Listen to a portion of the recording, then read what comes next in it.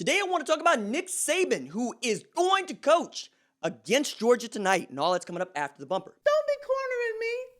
Hold up. Time. You gotta help me with that corner shit. What's up, kinfolk? It's RJ Young. I am not on Step Mill. Consider hitting the like and subscribe button because I upload a video every single day. It's always college football related, sports related. We have a good time tonight. We get to see Nick Saban coach against Kirby Smart as number 2 Alabama defends Bryant-Denny Stadium against the incoming Georgia Bulldog, number 3 ranked team in the country. Stetson Bennett versus Mac Jones. We get Richard LeCount and Eric Stokes versus Devontae Smith and Jalen Waddle. We get Monty Rice in the hole against Najee Harris.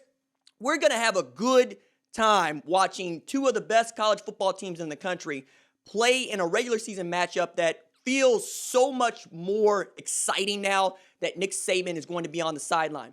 Saban is 21-0 against his former assistants, and they litter college football. From Jeremy Pruitt at Tennessee to Lane Kiffin at Ole Miss to, yes, of course, Kirby Smart at Georgia. And right now, Georgia is playing some of the best defense in the country. Between them and Clemson, you gotta love what they are doing defensively in a year where everybody is scoring points at every level. You can tell that the spring or lack of spring practice time really hurt people. The preseason camps were not enough. You also have all of these COVID restrictions that got us to this point. Now, the reason that Nick Saban is coaching tonight is because he got 3 COVID tests that turned out to be negative from the SEC's laboratory after testing positive at Alabama's laboratory. So you know it's on the level, number one. Number 2, Desmond Howard was clowned on Friday when he said, I believe Nick Saban will be coaching from the sideline, because that gentleman knew what was going to happen. And you could see false positives have happened all across the sport.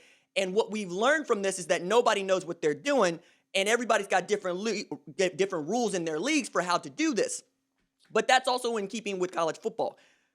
There are only a few things that are really regulated across all of college football, and we work very hard to make sure that those things are regulated everywhere. I'm thinking more recruiting, right? We play 60 minutes. We play 15-minute quarters. But outside of that, the SEC is a different league, right? ACC is a different league. The Big 12 is a different league. Big 10 is a different league. The Pac-12 is a different league. And because we've had, 1, 2, 3, 4 different starts for the college football season, I think the protocols are going to be different and always evolving for each one of these leagues. Like when the Big 10 kicks off its season next week, the protocols are going to be different than what the SEC was doing when they kicked off their season, which is going to be different than what the Big 12 was doing when they kicked off their season, to say nothing of what the MAC and the Pac-12 are going to be dealing with, along with the Mountain West. And this is at a time when we're still seeing games that are canceled just regularly, right? USM and UTEP was called off yesterday. We've had Mizzou games called off. We've had Florida games called off. Everybody's getting hit with this, and it feels like if your school has not been hit with this, you're going to, because the bullet is coming your way. You don't get to dodge this one.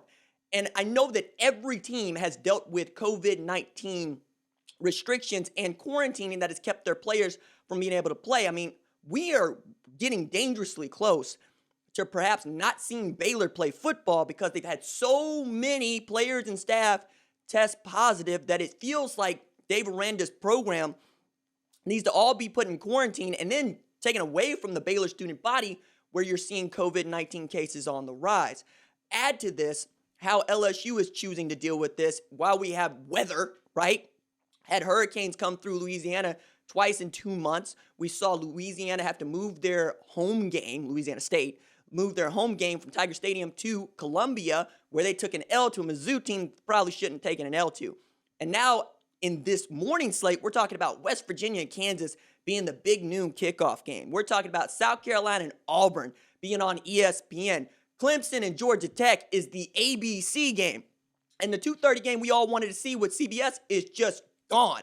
So they're throwing all of their marbles into this game in Bryant-Denny, where Georgia's going to be there, where Nick Saban's going to be there, and we're all going to be very, very clear about this is going to be a very cool game. Now, I also think this is a very cool game because this could be a rematch here in just a couple of months in the SEC championship game, as Georgia and Alabama, for my money, have proven to be the two best teams in either one of their divisions. And then because we're seeing such chaos behind the 1, 2, and 3 spots, you could easily see Alabama and Georgia both getting in the college football playoff this year, along with a Clemson. Ohio State probably gets that 4th spot. I think for them, it's just they got to be able to play enough games for everybody to believe they qualified, because there is no number of games that you have to have played to qualify for the college football playoff. You basically just have to feel like one of the good teams. That's what the College Football Playoff Selection Committee has been trying to do for years. Sometimes they succeed, sometimes they do not. Really, what we're talking about is, how do you feel about the eye test? How do you feel about the players that are on the field? And what is the marketability of that team? Like, this is why, like Paul Feinbaum said last year, nobody wants to see Utah in the college football playoff. We'll deal with Oregon, but we don't want to see Utah. And then Oregon went and got a W to go win the Pac-12 championship, secure a place in the Rose Bowl. And Oklahoma ends up going to that game against LSU and getting sunned. Now, Oklahoma is a much bigger program than Utah, so that's why people are much more likely to deal with an Oklahoma. This year, that's not even on the table. No Big 12 team is going to make the college football playoff, which also is another reason why I think Nick Saban being on the sideline tonight is a very big deal. Tonight, you get to correct things. After last week, where they had 647 yards put up on them and 48 points by an unranked Ole Miss, you got to believe that Nick Saban wanted to get in somebody's rear end. And he was a little bit testy about what was going on with him with this COVID test. Like, look, I went home. I did everything via Zoom. I feel fine. And more than that, I think this might have been a big deal if we had not been doing Zoom meetings for so long. Everybody just understands how to do this now because of the quarantine process, and because COVID-19 has forced us to physically distance. We have to be better with our tablets. We have to be better with our FaceTime cams. We have to be better with our cameras. I'm fortunate in that I get to do Zoom meetings, not unlike I do them for this video right here, because I have all of this equipment already. And there was a run on podcasting equipment. There was a run on visual equipment. And I already had that at the house because, well, this is what I do. So I'm really interested to see what Nick Saban says after the game, regardless of whether or not Alabama wins. I want to see how the defense plays against Georgia's offense. I think that Alabama should be able to correct itself against the Georgia offense that ain't as good as Ole Miss, but they're plenty good. Not just that Stetson Bennett has assumed that starting position with JT Daniels chomping at the bit to play, but if you get something out of George Pickens, if you get something out of Kearis Jackson and Demetrius Robertson, and then Zamir White, Kenny McIntosh, Kendall Milton, you're going to have a good day.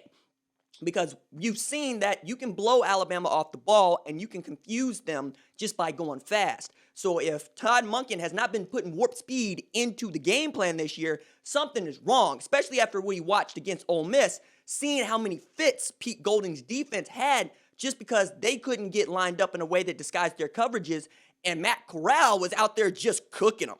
Kenny Yeboah was out there just running free. Elijah Moore was eaten with a spoon. And then we got Jerrion Ely, who's got every bit of that speed that you're looking for.